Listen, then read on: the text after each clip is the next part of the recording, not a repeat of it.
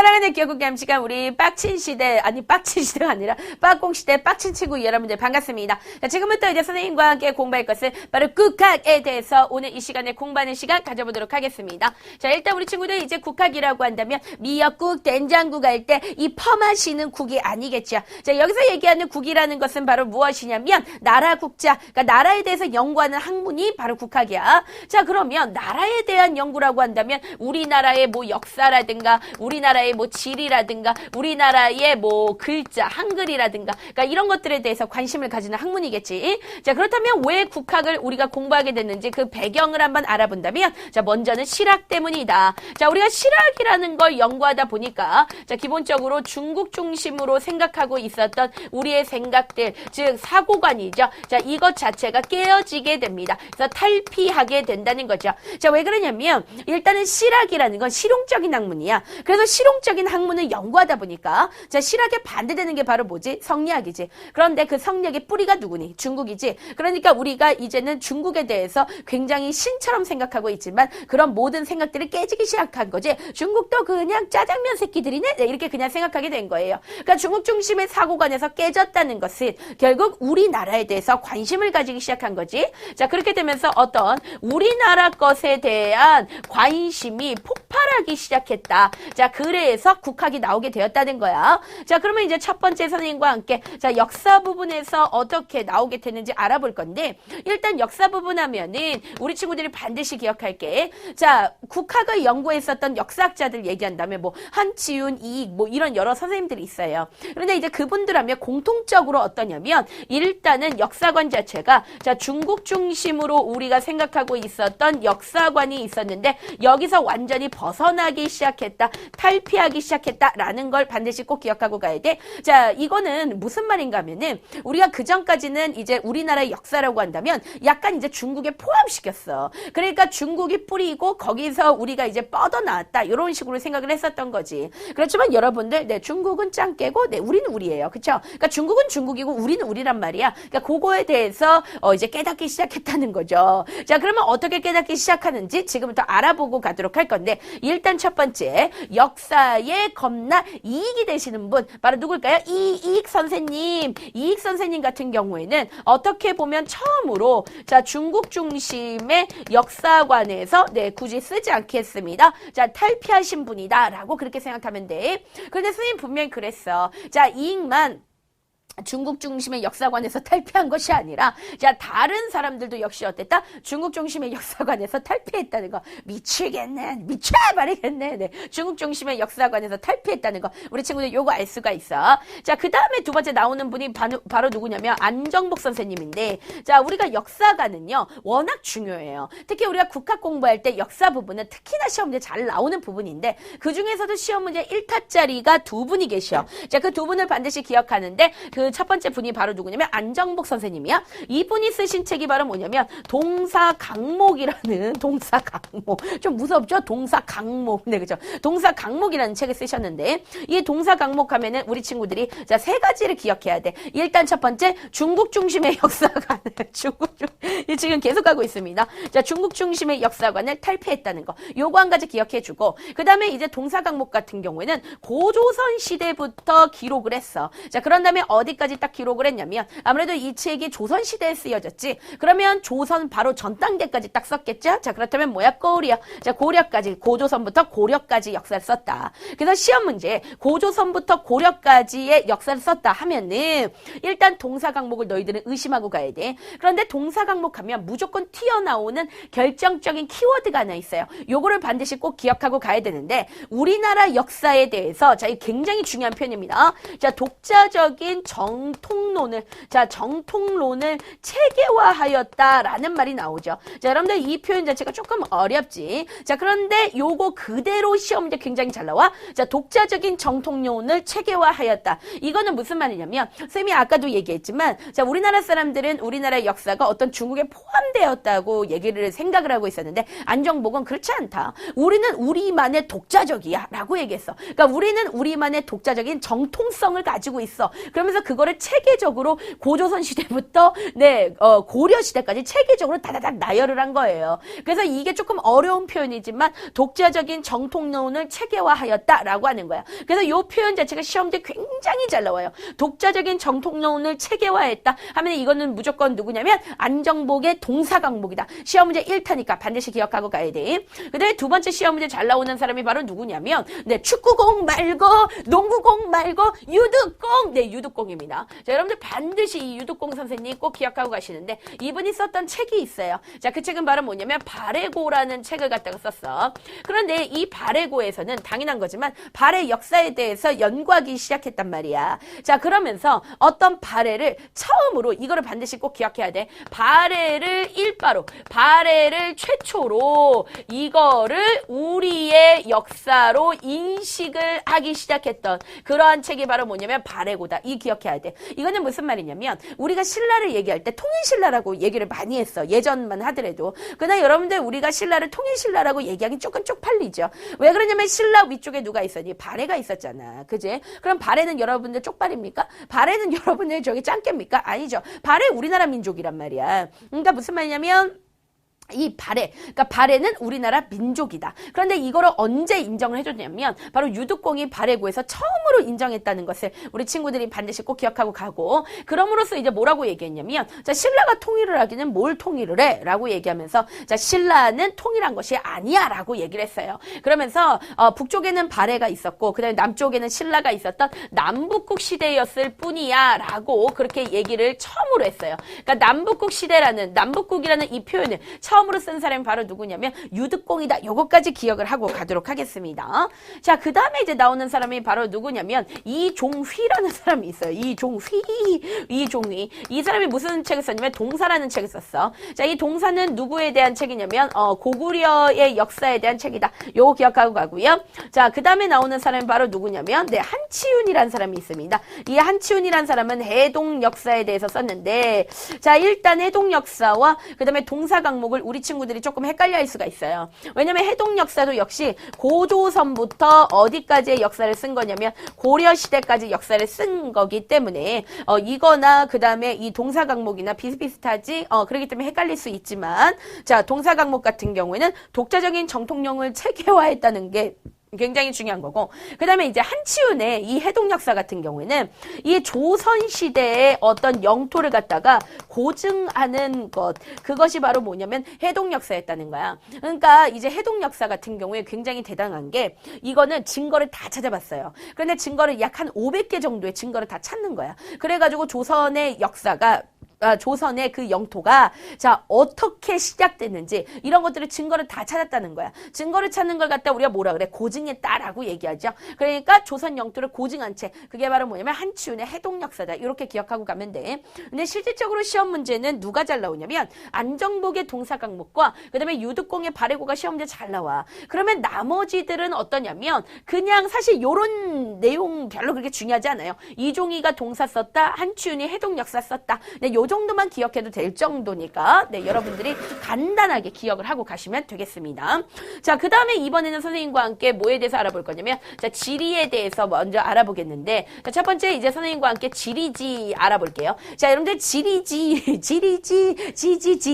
네, 지리지. 자, 여러분들 지리지라는 것은 어떤 지역에 대해서 글로 쓴 거지. 그걸 갖다 우리가 지리지라고 하지. 그런데 지리지 하면은 여러분들이 반드시 꼭 기억하고 가야 되는 것이 바로 이중환이라는 선생님이 계세요. 그런데 여러분들 이중환 선생님도 자, 시험 문제 1타기 때문에 반드시 꼭 기억하고 가야 돼. 이 사람이 쓴 책이 있는데 택리지라는 책인데, 실질적으로 이 택리지 같은 경우에 여러분들이 고등학교 올라갔을 때 수능에 한 2년에 한 번꼴로 나오는 거야. 근데 2년에 한 번꼴로 나오는 거면은 이거는 아주 대단한 책인 거야. 자, 이게 왜 왜 중요하냐면 우리가 보통 택리지라고 한다면 기행문이에요. 기행문. 그러니까 지리지는 기행문이에요. 그러니까 자기가 이렇게 다니면서 이렇게 눈에 보이는 걸 이렇게 쓰는 거야. 근데 보통은 뭐에 대해서 쓰냐면 그냥 이 땅이 어떻다 이런 것만 쓰는데 이 사람은 굉장히 독특한 게 이런 얘기를 되게 썼어요. 어떻게 쓰느냐?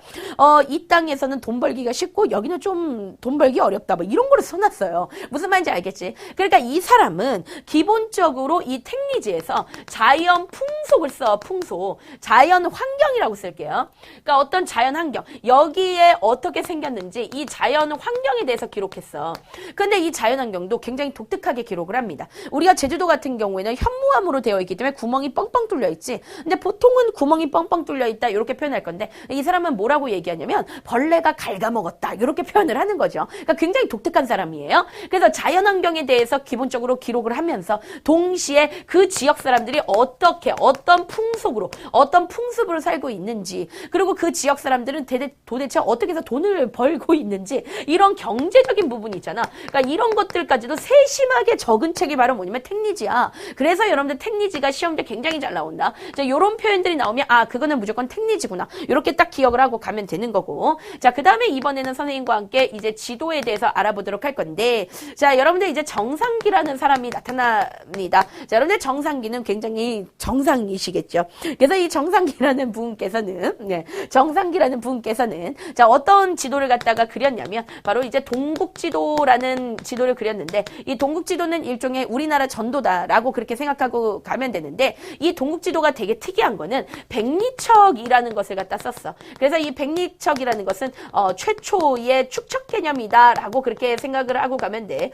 자, 그 전까지는 축척이 있었을까 없었겠다. 네, 있었을까 없었을까? 없었겠다라고 내가 지금 방금 얘기했지. 그 전에 없었어, 그지? 근데 이 사람이 처음으로 축척이란 개념을 사용했다. 굉장히 중요한 사람이니까 반드시 기억하고. 그 다음에 이분은 무조건 나오는 선생님이에요. 자, 이 선생님 바로 누구냐면 네, 김정호 선생님입니다. 김정호 선생님. 아주 멋진 선생님이죠. 자, 이 선생님 그린 지도 있습니다. 그게 바로 뭐죠? 네, 대동여지도다. 이제 선생님 같은 경우에도 한 초등학교 6학년 때까지 이불에다 대동여지도를 그리곤 했었는데 니네도 했잖아, 이씨. 네, 우리 친구들도 했죠? 네, 대동여지도.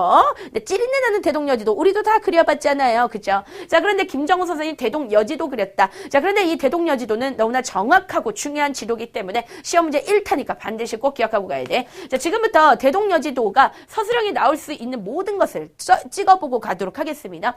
일단 대동여지도 하면 우리는 뭐라 그러면 아주 정확하다. 정밀한 지도이다 라고 얘기하죠. 왜냐면 산맥이라든가 또는 어떤 하천이라든가 또는 어떤 도로라든가 이런 것들을 정밀하게 다 그렸다는 거죠. 그러니까 정확하다는 거죠. 그래서 여러분들 김정호 선생님 같은 경우는 이거를 그리기 위해서 우리나라 전체를 여러분들 3번을 돌아다녔다 그래요. 여러분들 우리나라 전체를 우리가 차로 3번 다녀볼 수 없죠. 네, 북한이 있기 때문에 다녀볼 수는 없는데 죽을 수도 있어 북한 갔다가. 근데 어쨌든 간에 이 3번을 걸어가지고 집신 신고서는 걸어가지고 이렇게 3번을 했다. 그러니까 여러분들 이건 굉장히 대단한 거잖아. 그리고 이분 같은 경우는 뭐 백두산을 뭐 어떤 책에는 뭐 7번 올라갔다 그러고 어떤 책에는 뭐 17번 올라갔다라고 하는데 자, 어쨌든 간에 백두산을 그렇게 오르락 내리락 했다는 건 굉장히 훌륭한 거지. 그러니까 굉장히 정확하게 그것을 그려냈다는 것이고 그 다음에 심리마다 도로에 점을 찍어서 표현을 했다는 거죠.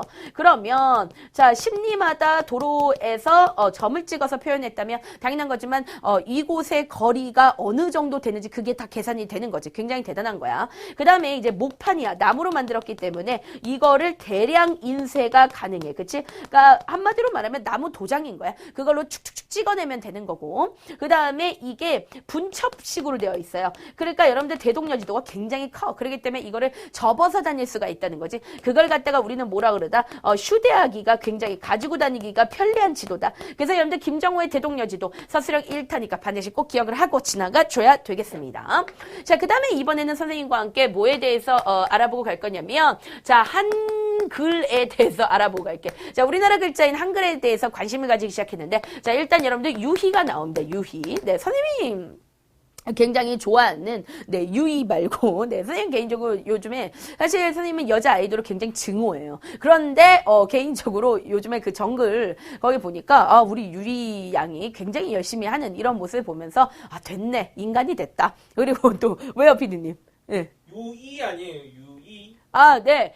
네, 헛소리 하지 마세요. 네, 유이도 선생님 굉장히 좋아하는 이제 그 아이돌이 됐고, 그 다음에 이제 걸스데이에, 네, 우리 누구죠? 네, 해리도, 쌈밥을 먹는데, 나랑 먹는 모습 비슷해요. 이거 가지고 지금 엄청난, 네, 여파가 막 일어날 것 같은데, 그 모습 보면서, 정말 열심히 하는구나. 이런 생각이 들었어요. 근데 여러분들, 유이가 아니라 이 사람이 유희입니다. 네, 유희입니다. 자, 여러분들, 유희가 뭐를 썼냐면, 언문지라는 것을 갖다가 썼는데, 일단 언문이라는 것 자체가 바로 뭐냐면, 한글을 표현하는 거야. 그러니까 한글에 대한 글을 갖다가 쓴 거고, 그 다음에 이제 신경준이라는 사람이 있어. 이 사람이 뭐를 갖다가 썼냐면 훈민정음 운해라는 것을 갖다가 썼어. 그래서 운해라는 것은 뭐냐면 풀이집이지. 그러니까 우리가 지금 훈민정음을 본다면 우리가 훈민정음을 이해할 수 있을 것 같아. 못 이해합니다. 그죠?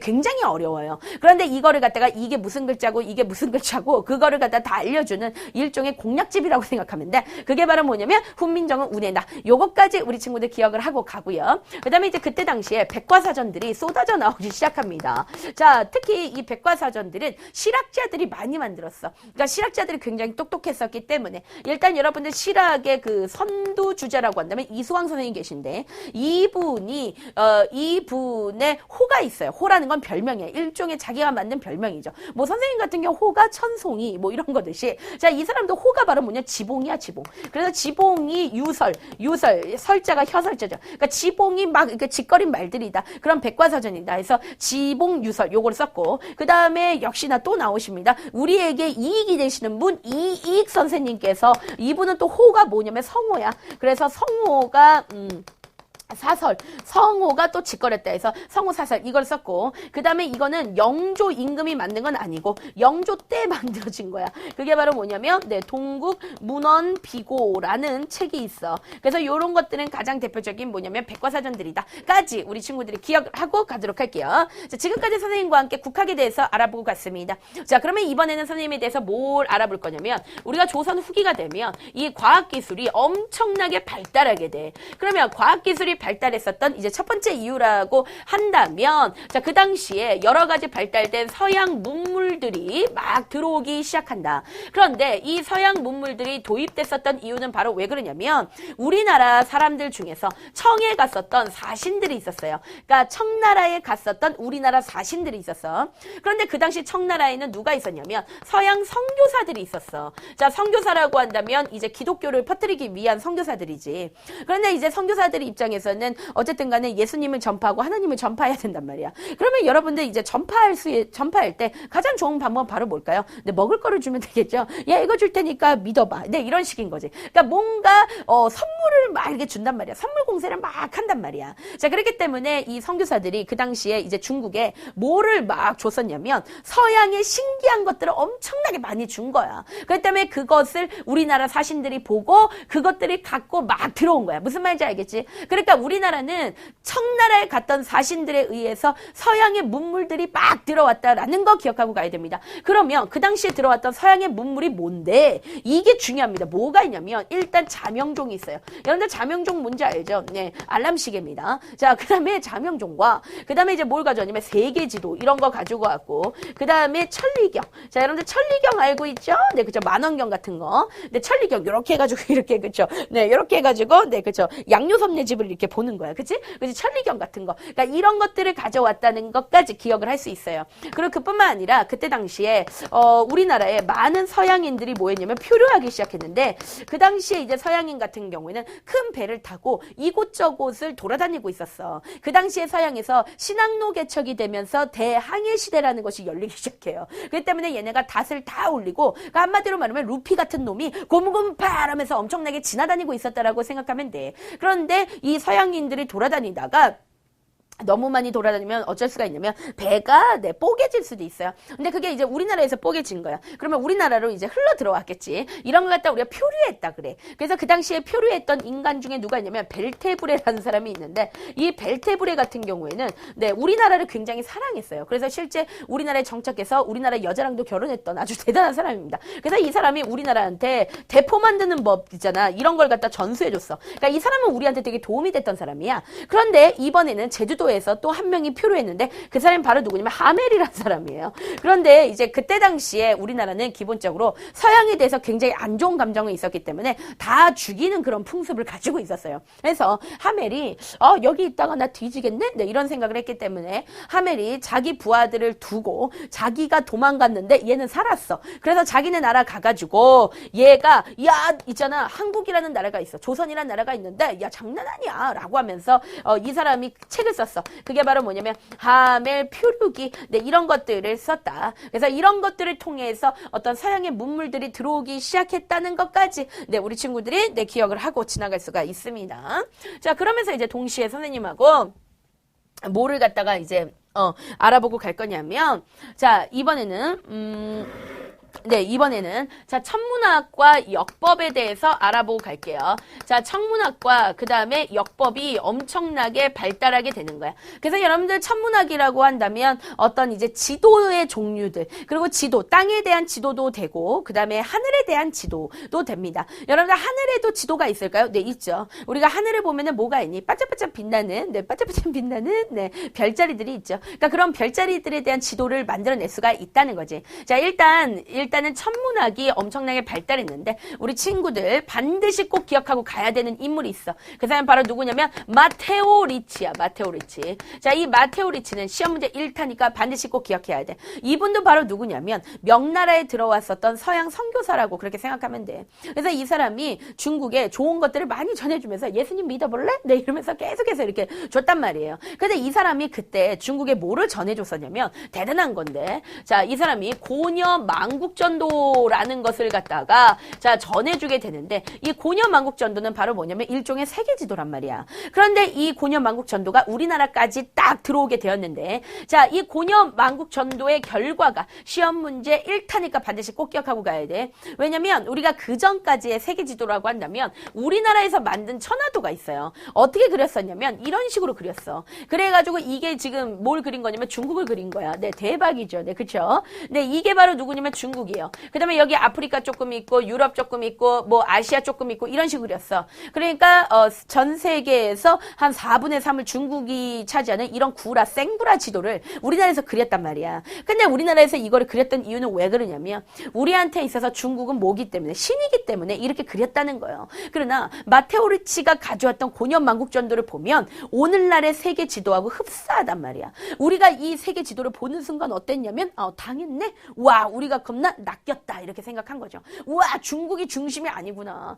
우와, 더 큰 나라도 겁나 많네. 네, 이런 생각을 하게 된 거예요. 그래서 여러분들 이 마테오 리치의 고년만국전도를 통해서 자, 이거 굉장히 중요합니다. 자, 중국 중심으로 우리가 가지고 있었던 어떤 세계관이 아예 어떻게 된다? 네, 탈피되었다라는 사실을 꼭 기억해야 돼.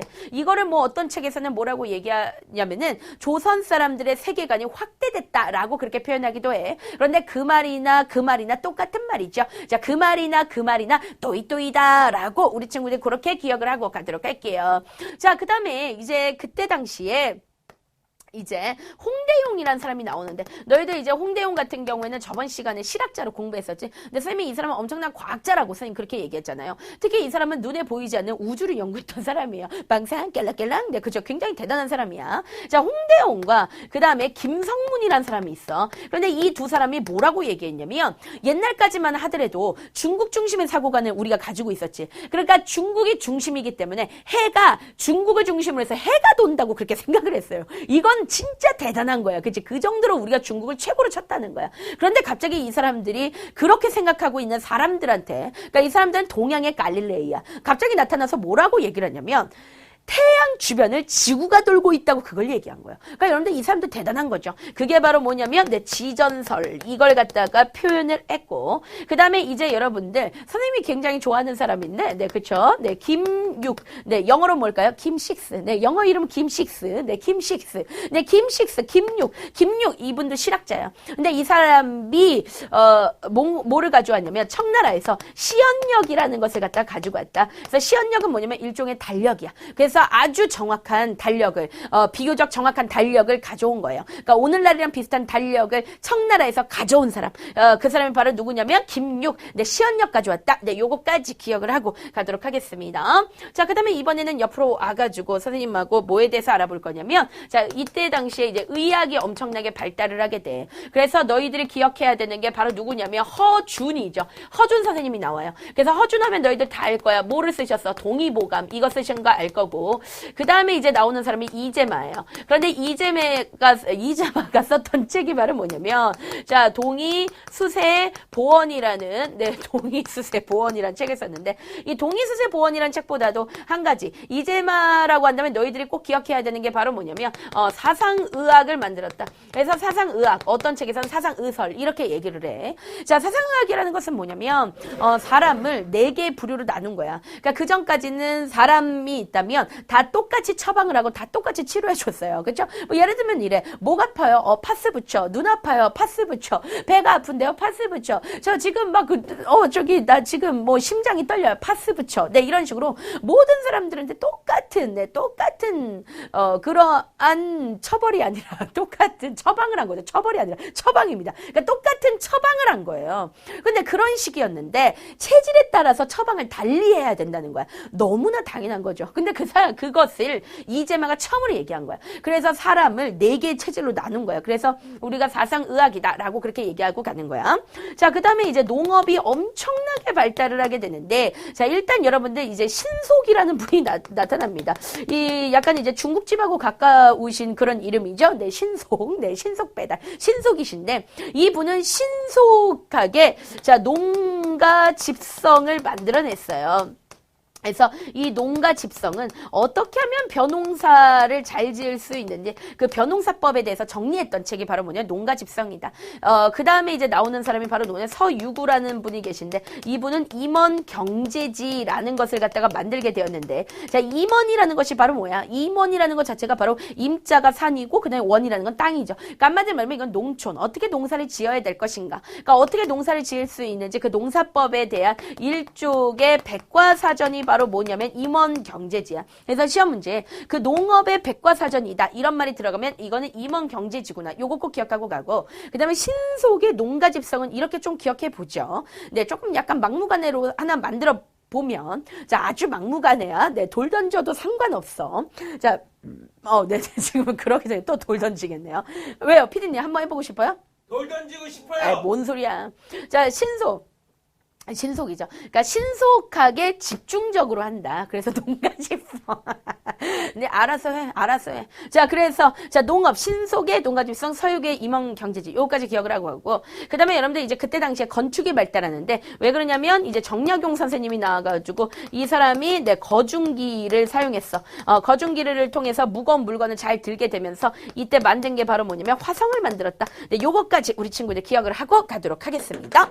자, 그러면 일단 선생님과 여기까지 공부하고요. 근데 뒤에 이어서 바로 재빠르게 서민문화 바로 들어갈 테니까 바로 클릭해서 여러분들 바로 들어주십시오. 자, 조금 이따 보도록 할게요. 안녕!